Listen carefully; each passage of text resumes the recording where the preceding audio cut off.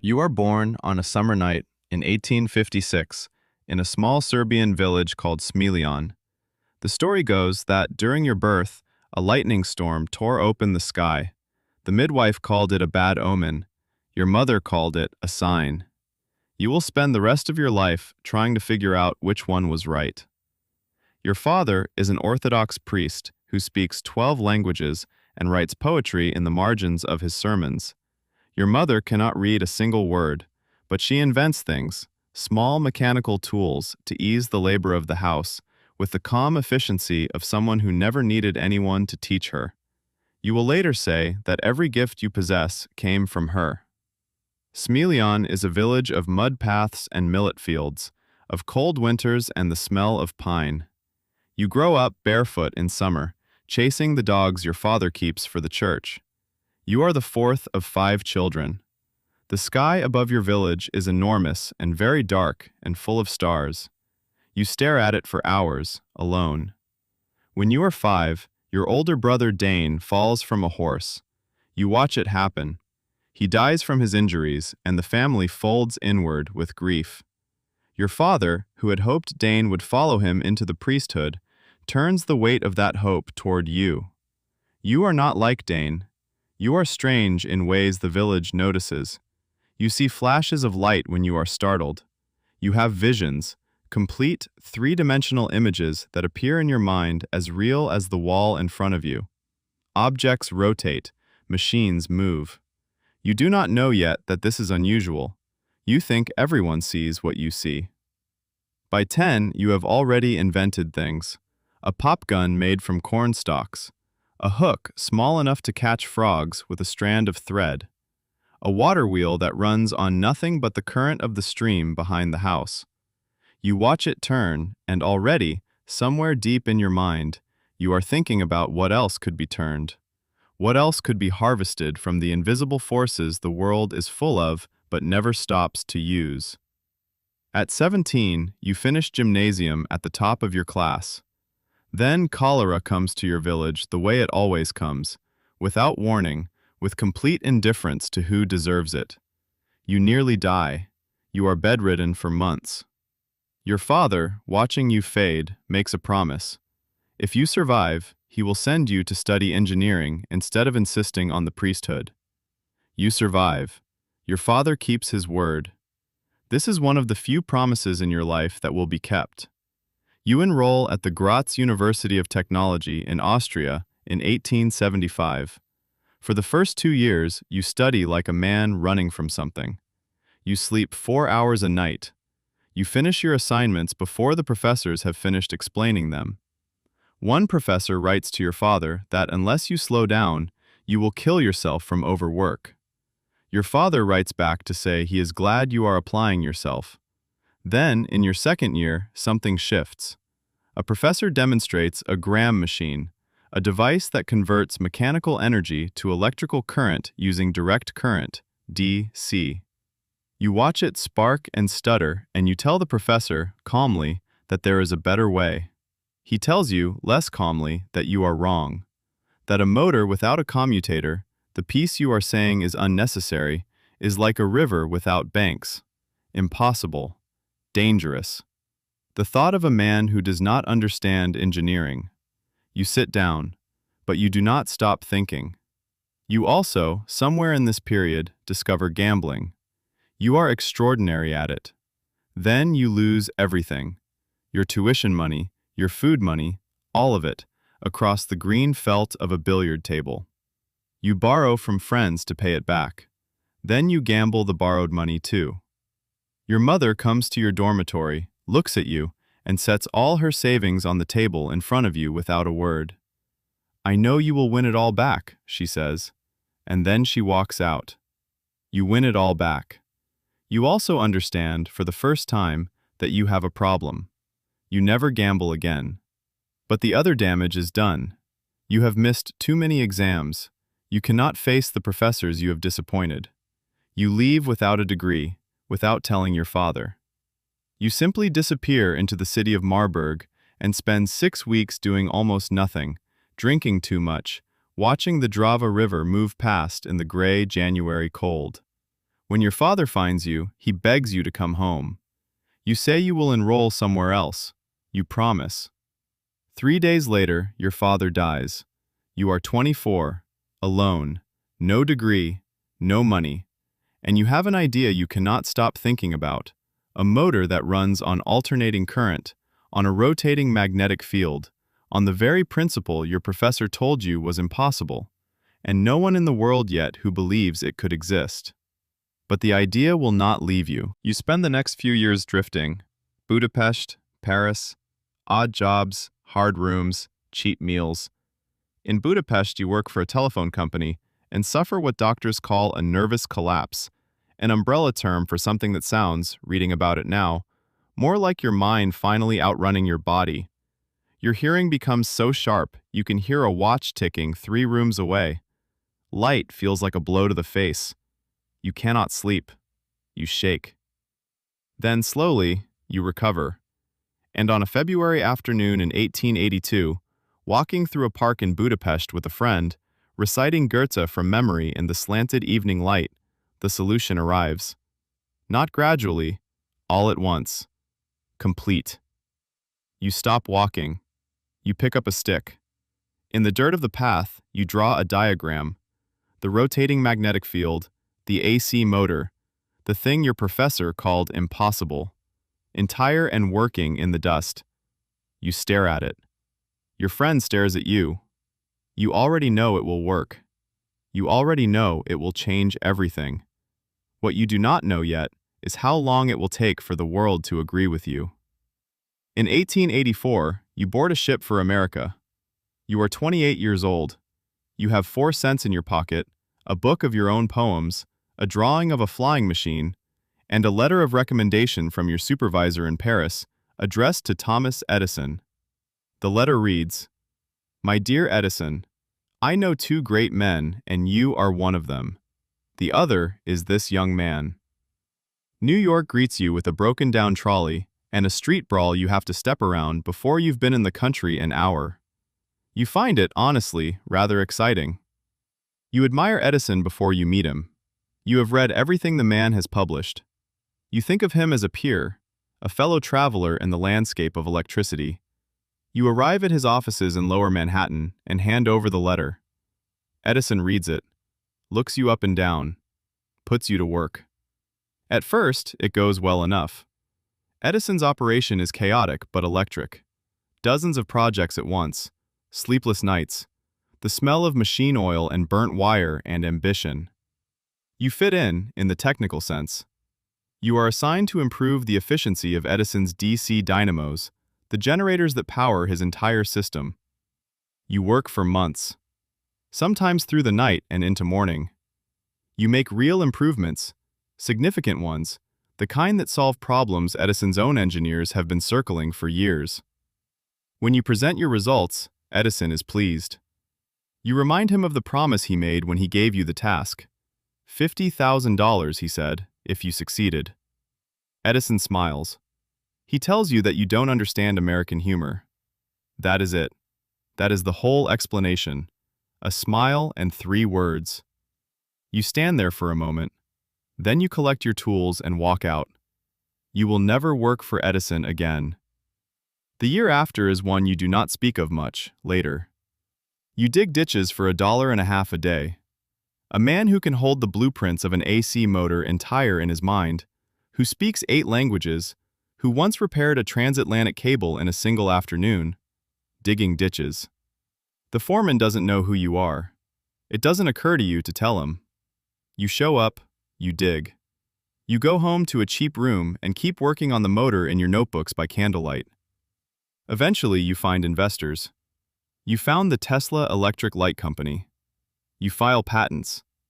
You build the AC induction motor, exactly as you drew it in the dirt of that Budapest park 3 years earlier. It works precisely the way you knew it would. Your investors take the patents and push you out. They don't want the motor. They want the arc lighting system. The motor can wait, they say. You can wait. They hand you stock in a company that is worth nothing and show you the door. You are 30 years old, in America, starting over, again. George Westinghouse finds you in 1888. He is a businessman, but an honest one, the rarest of the breeds you will encounter in your career. He licenses your AC patents for $60,000 in stocks, cash, and royalties. He believes the system will work. He is betting his company on it. And now the war begins. Because Edison has been watching. Edison has a fortune tied to direct current, to his generators, his wires, his power stations dotting lower Manhattan. If alternating current wins, Edison loses. Not just money, the whole architecture of his legacy. So Edison goes to work. Not with science, with fear. He publishes pamphlets. He gives lectures. He tells anyone who will listen that AC is deadly, that it will kill families in their homes, that your system is built on the power of execution and not of light. He calls it the electrocution current. He proposes that being killed by electricity should be called being Westinghoused, after your partner, after your work.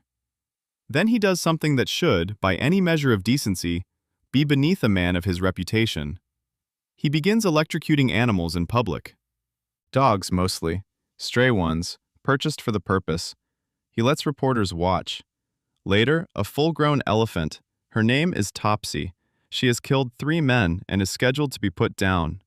Edison makes sure AC does the job and makes sure the cameras are running when it happens. He calls it a demonstration of safety. You call it what it is. But Edison has the newspapers. Edison has J.P. Morgan, who has already invested millions into the DC infrastructure. Edison has the Wizard of Menlo Park, the most famous name in American invention, the man the public trusts. You have the better system.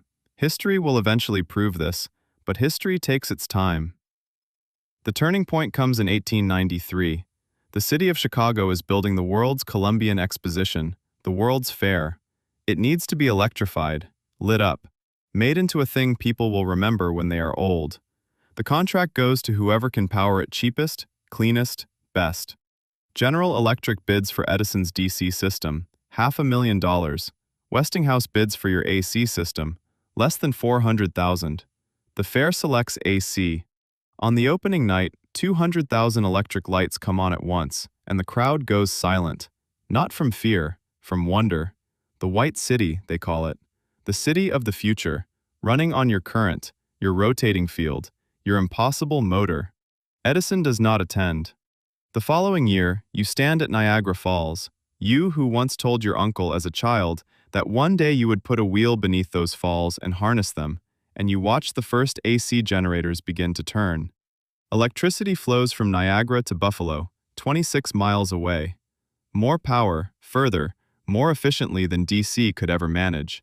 The war of currents is over. You won. This is the closest you will ever come to happiness. Savor it. It does not last long. In March of 1895, a fire breaks out in your laboratory on Fifth Avenue. You are not there when it starts. You come back to smoke and twisted metal and the ashes of 10 years of work. All of it. The equipment, the notes, the experiments in progress, the models you had built by hand, component by component, across hundreds of late nights. In a single night, the New York Herald writes, the fruits of 10 years of toil were swept away. You stand in the street looking at what remains. You don't weep. You are past weeping. You simply begin, in your head, trying to remember what can be rebuilt. Some of it can. Most of it cannot. Somewhere across the Atlantic, a young Italian named Guglielmo Marconi is making progress on a wireless telegraphy device. He is using, though he will not say so, principles from your work. Coils you designed, frequencies you charted. He is moving faster than you now. Partly because he is talented, partly because he has his father's money and his family's connections, and partly because your laboratory just burned to the ground. In December 1901, Marconi transmits a radio signal from England to Newfoundland, the first transatlantic transmission. The newspapers call him the father of radio. He becomes famous overnight. He will eventually win the Nobel Prize. You file a lawsuit. You can prove he used your patents. You can show the patent office, point by point, where your work ends and where Marconi simply copied it. In 1904, the U.S. Patent Office, whose major investors include men with financial interest in Marconi's success, reverses its earlier decisions and awards the radio patent to Marconi. You are not able to afford to keep fighting. The Supreme Court will restore your patent in 1943, 6 months after you die. You are not finished yet. You are never finished. That is both your greatest quality and your longest punishment. In 1901, you convinced J.P. Morgan, the richest man in America, the man who financed the steel industry, the railroads, the reorganization of the United States government's debt, to give you $150,000. You are going to build a tower. Not just a tower, a global wireless transmission system. A tower that will send electricity, not just signals, electricity, through the atmosphere itself, to any point on Earth, for free. You buy land on Long Island. You hire Stanford White, the most famous architect in the country, to design the laboratory. The tower rises 187 feet, topped with a 55-ton copper dome that catches the sky. You call it Wardenclyffe. Morgan calls it an investment. You call it the last piece of the future. Construction begins. Money runs short faster than you expected. The materials cost more than you planned. You appeal to Morgan. He asks, with the flat practicality of a man who has never once been distracted by wonder, if anyone can draw on the power, where do we put the meter? He does not give you more money. In his letter he is brief. I should not feel disposed at present to make any further advances. That is it. One sentence. The future, folded and filed and set aside. You spend the next 4 years mortgaging the tower itself to try to finish it. You take out a second mortgage. You write letters to anyone who might listen. No one answers. In 1905, the patents on your AC system expire. The royalties stop. You have almost nothing left. You suffer a breakdown that year. The second one, though this one is quieter than the first, less spectacle, more silence. Just a man sitting alone in an unfinished laboratory, understanding that the world has moved on and not in the direction he was pointing. Wardenclyffe is eventually seized to pay your debts.